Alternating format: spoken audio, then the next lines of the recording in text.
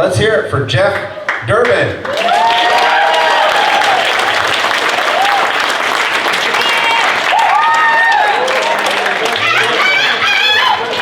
Yeah, I know what you're all thinking. Oh God, another middle-aged white guy.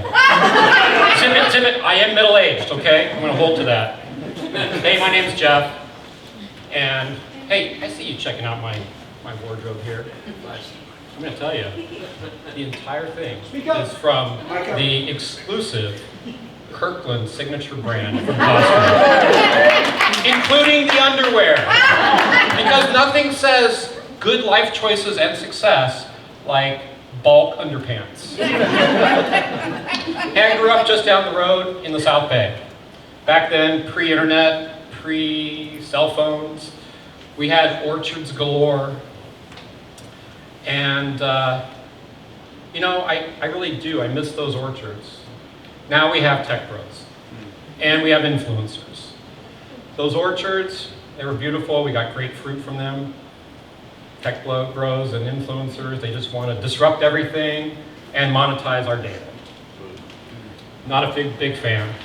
I kind of think back, you know, hindsight sometimes, where would I be if I had taken some of that lawnmower money and invested in Apple stock? What would I be doing today? Well, I'd probably be retired. I'd probably be living on a yacht, and I'd probably be wearing better quality underwear. At some point, it came time to head off to college. So I had two criteria for college. One, had to be affordable enough that I didn't have to sell a kidney. And two, had to be far enough away from home that I would not have a surprise visit from my parents or an ex-girlfriend with a restraining order. So I chose San Diego. Sun, the beach, and enough distractions to turn a 4-year undergraduate degree into 6 years of personal development. But at one point, my parents and my bank account staged an intervention. And they said, Jeff, you gotta grow up, you gotta graduate, and get a job. Fair point. So I thought, what am I gonna do? Maybe I'll get into selling drugs. As some people call it, pharmaceutical sales. But then I realized there's two key attributes to selling pharmaceuticals, and I didn't have either of them. Long legs and boobs. So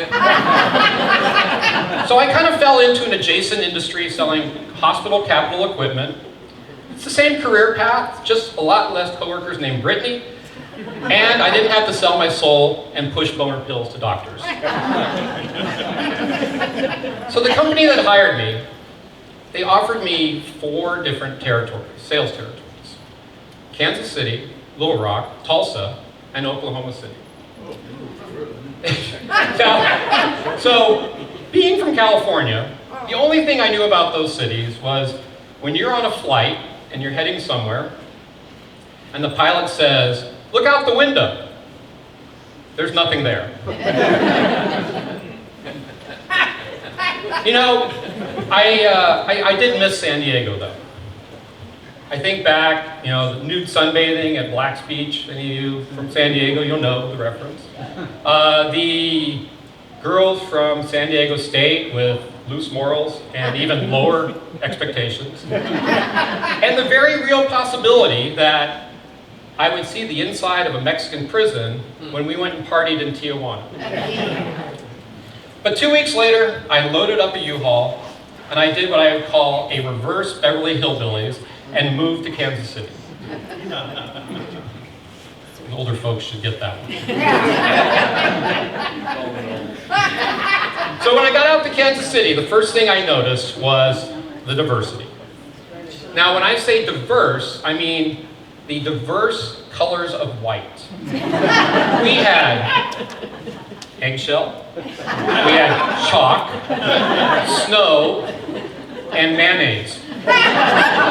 It was like living in a piece of Wonder Bread. We did have Although we did have some diverse food choices, though, I gotta say.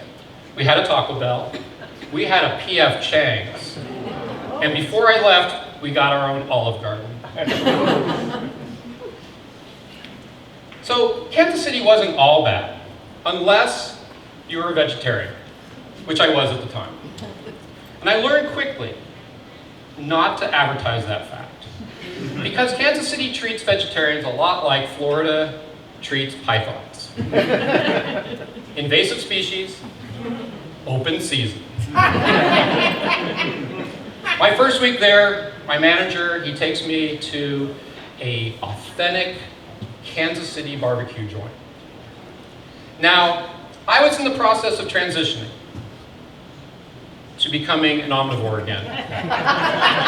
And so I ordered the fish. The waiter looked at me and said, "Are you sure?" My manager was looking at me like, I think I made a bad hiring decision. They brought the fish out and I took a bite, and I swear that fish had been caught during the Reagan administration and probably had been in the freezer since then. I learned to eat meat again that day. It was a very patriotic decision. So one of the perks of being a traveling salesman is getting a company car. Now picture this. I got a used 1988 Oldsmobile Cutlass Sierra. It was burgundy. It had burgundy crushed velour interior with a bench seat. Now, I'm 22 years old. I'm young. I'm in a new city, right? I'm single. That car was not doing me any favors. I pull up in front of that first date looking like a low-rent pimp. A lot of times, my date wouldn't even come out of the house. I didn't get a lot of second dates with that car. So, I got the company car, and oftentimes when I'd go make a sales call, another young guy would join me, one of our sales engineers. And he was blonde, blue-eyed, clean cut. And we'd show up in the hospital wearing our nice white dress shirts and a tie. We went up to the receptionist one day, and we checked in. And then at the time, we organized our lives with what's called a daytimer. It's like a leather-bound book where we held our calendars and our contacts. So we're holding those. And we hear over the intercom, "Hey, Julie, there's 2 Mormon missionaries here to see you." Now, we didn't push back on that because that was the farthest we'd actually gotten into that account for the day. So, hey, we're good. All right, well, I'll wrap this up. But there's 2 pieces of advice that my manager gave me my first week on the job. He said, Jeff, or actually he said son. He called me son a lot. I don't know. He had kids of his own. But he said, son, you're going to make more money in 1 quarter than your parents made in an entire year. And you're going to be so tempted to go blow it on stupid stuff like cocaine and hookers. He goes, take 10% and go do dumb stuff with it. Take 90% and invest it. You'll thank me later. So, my little brain said, well, okay, I got to scale back my expectations here. So, yeah, I used that 10% for some crushed up Tylenol and a copy of Playboy. Now, the second piece of advice, he said, son, again with the son, he said, son, don't dip your wick in the company inkwell. Now, I'm this sheltered kid from California. I had no idea what an inkwell was. So I said, what? He goes, don't fish off the company pier. I'm still not getting it. He's so exasperated. He's like, no sexy time with your coworkers. Thank you.